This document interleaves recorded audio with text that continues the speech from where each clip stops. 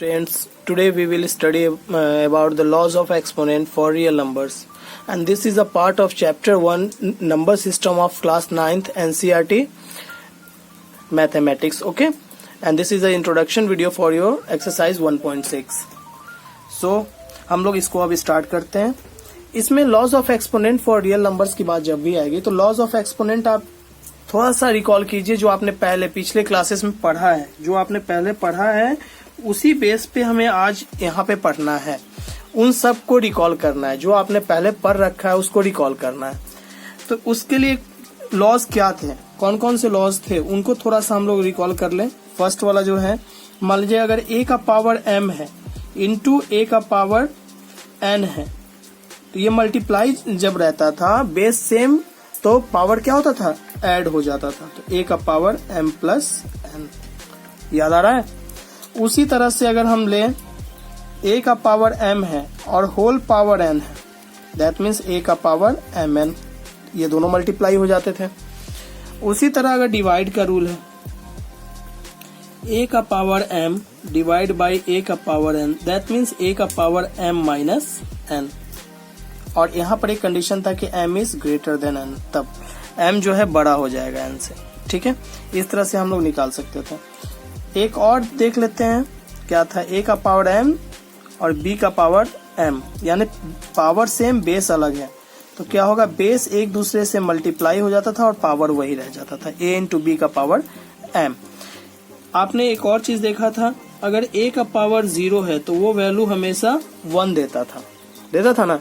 तो इसी इक्वेशन में देखिए, अगर हम a का पावर 0 है तो वैल्यू 1 मिलता था. अगर हम इसको ऐसे लिखे एक और लॉ के रूप में 1 बाई a का पावर n, तो इसको हम a का पावर 0 लिख सकते हैं ना. तो 0 माइनस n, इसको अगर ओवरऑल सॉल्व करें तो ऐसे लिख सकते हैं ना, a का पावर 0 बाई a का power n, that means a का पावर 0 माइनस n और a का power minus n.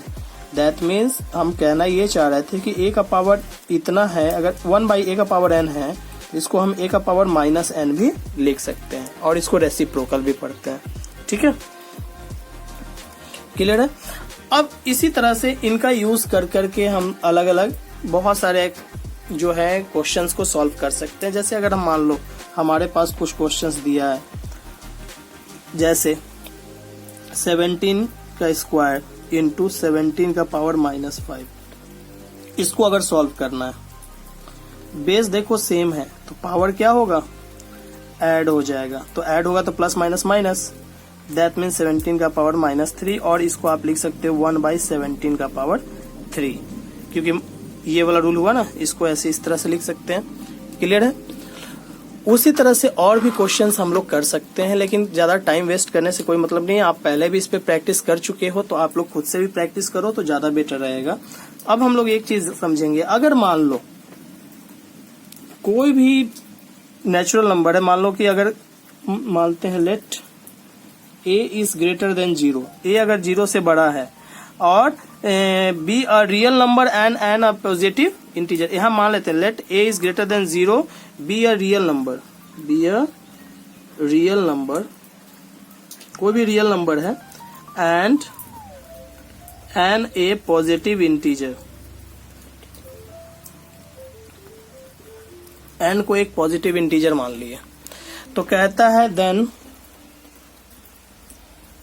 n root a will be b if b to the power n is equal to a. ये ऐसा होता है कब, जब b का पावर अगर n इक्वल टू a है तो ये ऐसा हो जाता है. ठीक है, तो यहाँ एंड एक और चीज हो जा रहा है कि b is greater than 0, b जो है कंडीशन होगा कि b जो है बड़ा होगा 0 से. तो इस हिसाब से हम ऐसे भी कह सकते हैं कि अगर n ऐसे है तो a का पावर जो है 1 बाई n होगा. ये किसके लैंग्वेज में, in the language of exponent.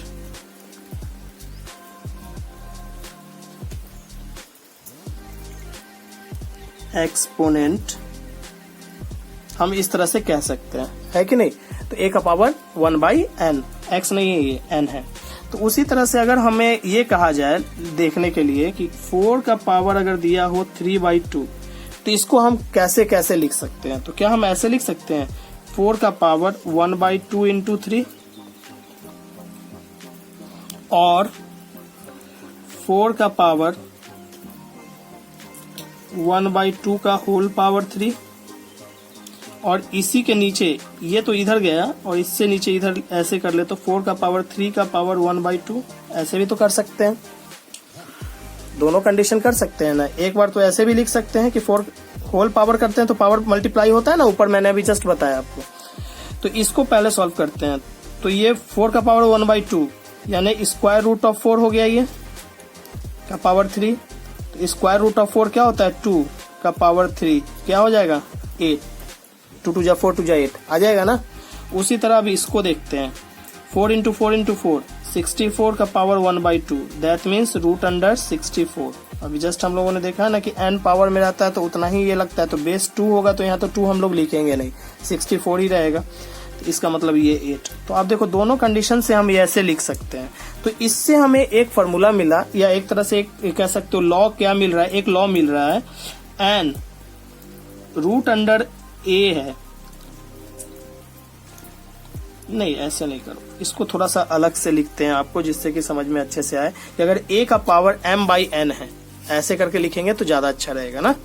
a का पावर अगर m/n लिख दे और तब उसको एक्सटेंड करें, जैसे a का पावर m/n है यानी 4 का पावर 1/2 लिए थे ना, वैसे ही a का पावर m/n है तो इसको हम ऐसे लिख सकते हैं n a का पावर m, ठीक है, ये फुल होल में चला जाए या n a का पावर m, दोनों केस सेम रहेगा, ठीक है। ये इन्हीं दोनों के केस के कारण ये वाला लॉ हमें मिला है। तो आप इसका भी यूज करेंगे एक्सरसाइज में अगर क्वेश्चन आएगा तो। और इस तरह से मेन इंपॉर्टेंट यही सब चीज था और इसके आधार पे अब आप क्वेश्चन अब एक्सरसाइज का कर सकते हैं। लेकिन कुछ एग्जाम्पल्स हम लोग 1 या 2 एग्जाम्पल और देख लेते हैं ओके। तो अब हम इन क्वेश्चंस को देखते हैं और इन क्वेश्चंस के को यूटिलाइज करेंगे, जो अभी जो हमने पढ़ा है उसका यूज करके इसको सॉल्व करेंगे। तो देखो सिंपल सी लॉज ऑफ एक्सपोनेंट के थ्रू अगर इसको बनाएं तो फर्स्ट क्वेश्चन हमारा क्या है 2 का पावर 2/3 इंटू 2 का पावर 1/3। देखो बेस सेम है तो पावर क्या हो जाएगा ऐड हो जाएगा 2/3 प्लस 1/3 दैट मीन्स 2 का पावर 3/3 और 2 का पावर 1 और 2 बन गया फर्स्ट क्वेश्चन। कितना आसान था, बहुत ही आसानी से बन गया। सेकेंड क्वेश्चन देखते हैं, जो आपने पढ़ा है उसी का यूज है। देखो आपने पीछे भी पढ़ा है, सिर्फ वहां आपने रेशनल नंबर या यहाँ पे जो पावर आप देख रहे हो उस पावर की जगह आपने रेशनल नंबर नहीं देखा था, यही एक प्रॉब्लम था, या रियल नंबर नहीं देखा था वहां सिर्फ आपने देखा था इंटीजर्स, ठीक है। अब यहाँ देखते हैं हम लोग, इसको सॉल्व करते हैं। इसके लिए क्या करेंगे, सिंपली है कि पावर एक दूसरे से मल्टीप्लाई हो जाएगा, पावर मल्टीप्लाई हो गया 3 का पावर 4/5 बस, और तो कुछ नहीं इसमें आना है। थर्ड क्वेश्चन देखते हैं, 7 का पावर 1/5 डिवाइड बाय 7 का power 1/3 that means base same है तो पावर एक दूसरे से सब्ट्रैक्ट हो जाएगा ना। तो कैसे करेंगे, 7 एलसीएम लोगे तो 15 आएगा, तो 3 माइनस 5 दैट मीन्स 7 का पावर -2/15 हो गया आंसर। आप इतना कहीं छोड़ेंगे। उसके बाद फोर्थ जो लास्ट हमारा है उसको भी देख लेते हैं। 13 का पावर 1/5 इंटू 17 का पावर 1/5। देखो पावर सेम है, बेस अलग है, तो बेस एक दूसरे से मल्टीप्लाई हो जाएगा और पावर तो वही रह जाएगा। तो इसका मतलब हो जाएगा 13 7 जा 91 का 1, 9 इन हैंड्स, 13 और 9 22 का पावर 1/5, 221 का पावर 1/5। ये हो गया सॉल्यूशन। क्लियर है। अब आप लोग एक्सरसाइज बना सकते हैं, अब आप लोग एक्सरसाइज सॉल्व कीजिए। Thank you so much.